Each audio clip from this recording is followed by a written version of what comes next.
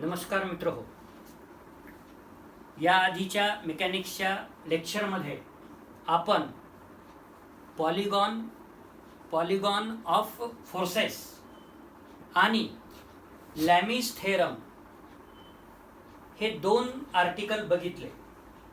आता आपण लेक्चर 13 मध्ये conditions of equilibrium of forces acting on a particle हे आर्टिकल बघणार आहोत आणि सोबतच एक एक्झाम्पल घेणार आहोत.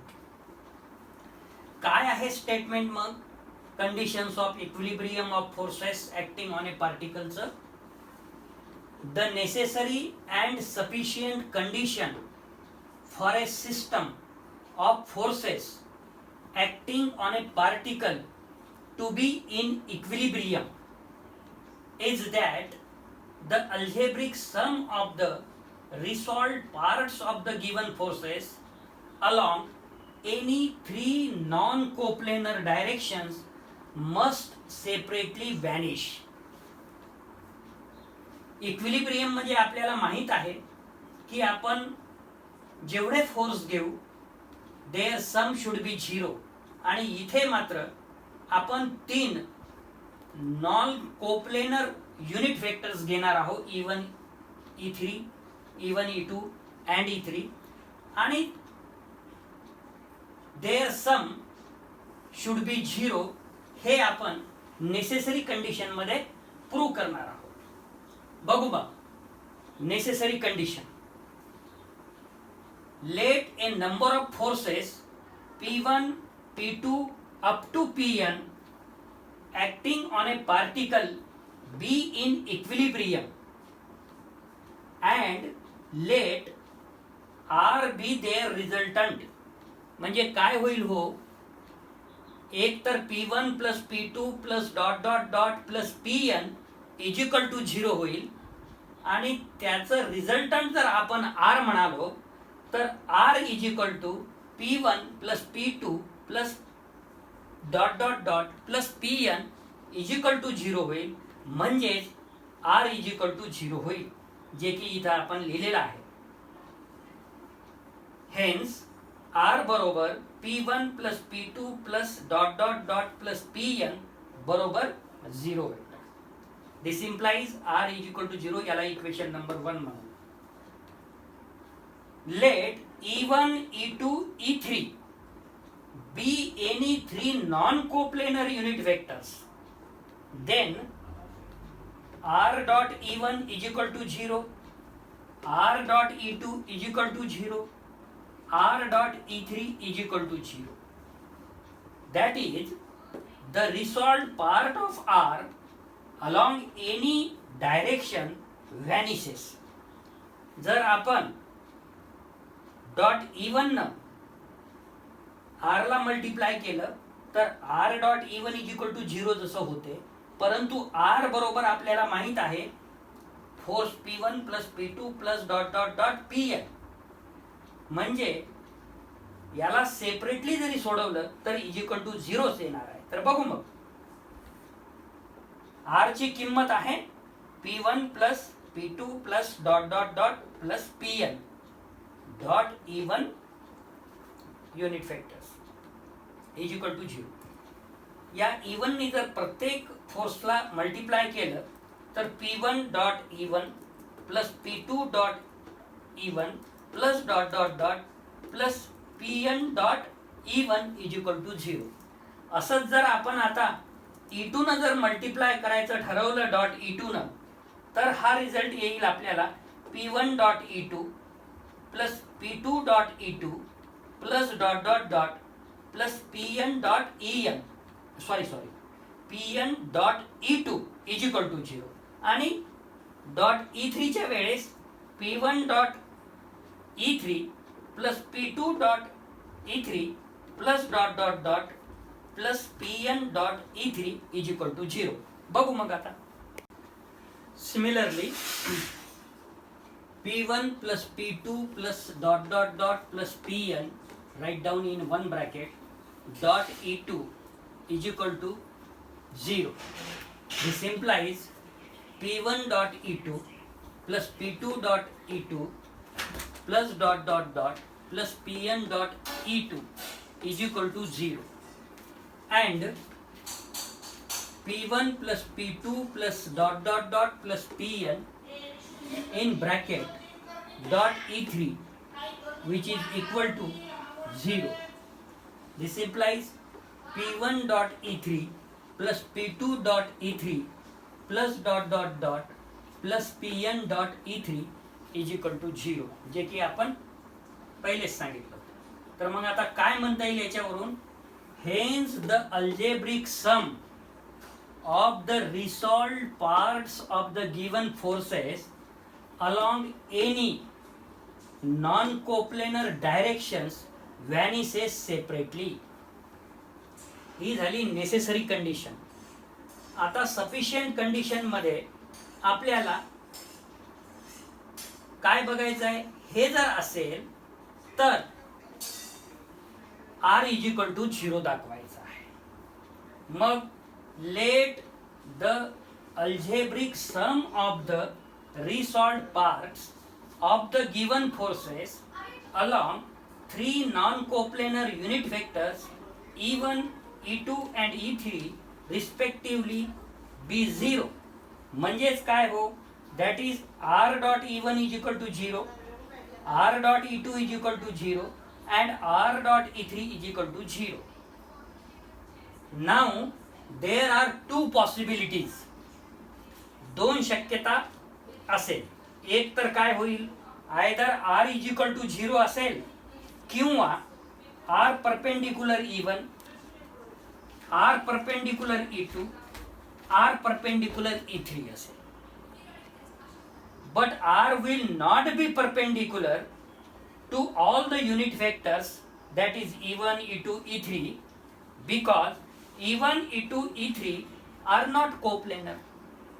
Therefore, R is equal to 0 is possible. Suppose R is not equal to 0. Then what happened? Then R will be perpendicular to the plane of E1, E2 and E3.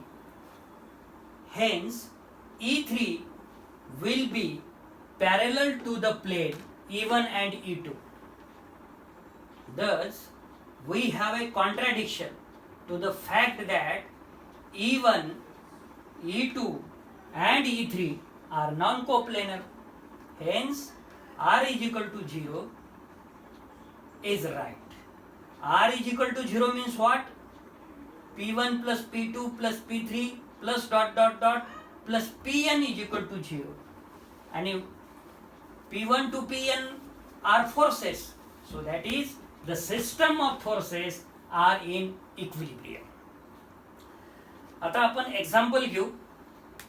Example आहे पहिला, A and B are two smooth pegs in a horizontal line at a distance 5 m apart.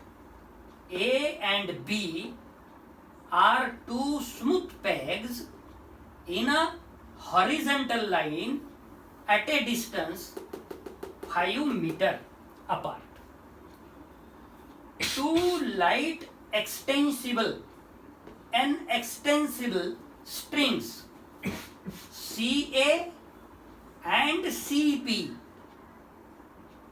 of length, CA is of length 3 meter, CB is of length 4 meter respectively, attached to the pegs.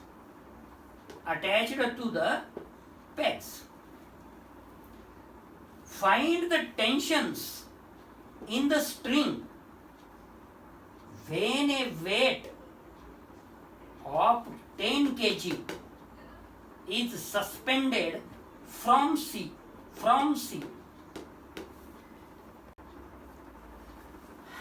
एक्झाम्पलचं solution बघू. या diagram मध्ये let T1 and T2 be the tensions in the string CA and CB respectively. हे दोन tension दिलेले आहेत.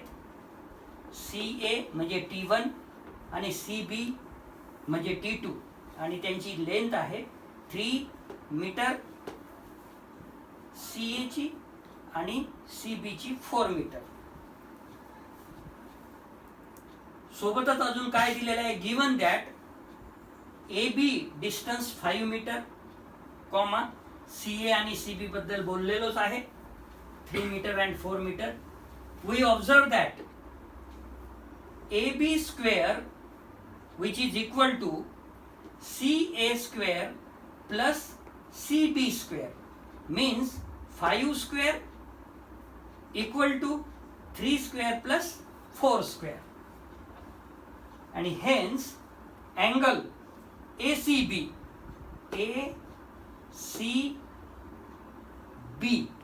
म्हणजे हा angle C 90 डिग्रीचा आहे, पाय by 2. Since the three forces acting at a point C are in equilibrium. आता 3 फोर्सेस कोणकोणते आहेत, हा एक T1, हा दुसरा T2 आणि हा जो 10 kg म्हणून आपण म्हणजे प्रॉब्लेम मध्ये दिलेला आहे त्याची डायरेक्शन खाली आहे. These are the 3 forces acting all from C which are in equilibrium. We also know that Lami's theorem we get T1 divided by sine angle BCD.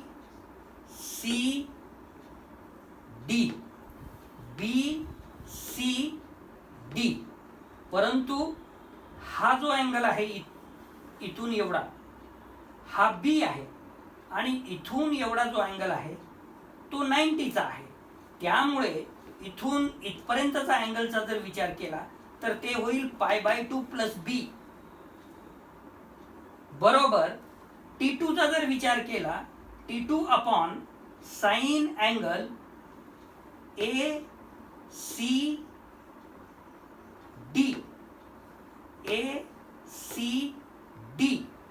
आता इथून एवढा जर अँगलचा विचार केला तर तो अँगल आहे A, पण हा जो अँगल आहे ना तो 90चा आहे. त्यामुळे इथून एवढ्या अँगलचा जर आपण विचार केला तर ते होईल pi by 2 plus B, sorry pi by 2 plus A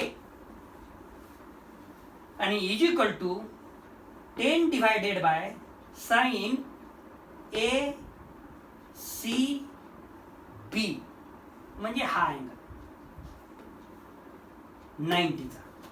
मग ते आपण लिहून घेऊ आता. और T1 upon sine 90 plus 90 degree plus B बरोबर T2 upon sine 90 degree plus A बरोबर 10 upon sine 90 degree. Sine pi by 2 plus theta तुम्हाला माहित आहे cos theta, because sine pi by 2 plus theta is equal to cos theta. आणि आपल्याजवळ काय आहे, sign pi by 2 plus B आहे, म्हणून काय येईल हो मग कॉस B येईल. जर sine pi by 2 plus theta बरोबर कॉस थीटा फॉर्म्युला यूज केला तर बरोबर T2 अपॉन कॉस A बरोबर 10 अपॉन साइन 90 ची व्हॅल्यू 1 आहे. साइन 0 0 अँड साइन 90 म्हणजे साइन पाय बाय 2 इज 1. आता हे जे तिन्ही रेशो आहेत हे एकमेकाला इक्वल आहे. त्यामुळे तुम्ही पहिला रेशो बरोबर लास्ट घेऊ शकता, दुसरा रेशो बरोबर लास्ट घेऊ शकता. मग आपण काय केलं, T1 म्हणजे पहिला रेशो बरोबर लास्ट जर घेतलं तर T1 बरोबर 10 cos B अँड दुसरा आणि तिसरा जर घेतलं तर T2 बरोबर 10 cos A. ही व्हॅल्यू आपल्याला मिळाली T1 आणि T2 ची. आता आपल्याला cos A आणि cos B काढायची आहे. तर from right angle triangle ACB we get, जर कॉस ए घेतला आपण तर आपल्याला इज इक्वल टू व्हॅल्यू मिळेल C A upon A B. Cos A घेतला तर सी ए अपॉन ए बी, परंतु सी ए किती आहे हो, 3 मीटर आहे, 3 लिहिलं. ए बी किती आहे, 5 मीटर, 5 लिहिलं. आणि कॉस बी जर काढायचा असेल तर C B upon A B. C B किती आहे 4, ए बी किती आहे 5. Hence T1 is equal to, आपण ऑलरेडी 10 कॉस बी काढलेला आहे, कॉस बी ची इथे व्हॅल्यू ठेवू. Hence T1 is equal to 10 into 4 divided by 5. हा 5 या 10 सोबत जर कटला तर 2 राहील आणि 2 मल्टिप्लाय 4 8 kg वेट होईल. Tension T1 equal to 8 kg weight. And T2 is equal to काय आहे 10 कॉस आहे, 10 इंटू कॉस ए तुम्ही आता काढलं 3/5. 5 या 10 सोबत कॅन्सल करा म्हणजे 2 राहील, 2 इंटू 3 म्हणजे 6 होईल आणि टेन्शन T2 तुम्हाला मिळेल 6 kg वेट, जे की आपल्याला टेन्शन T1 आणि T2 काढायचं होतं. तर आज पुरता सफिशियंट आहे. थँक्यू.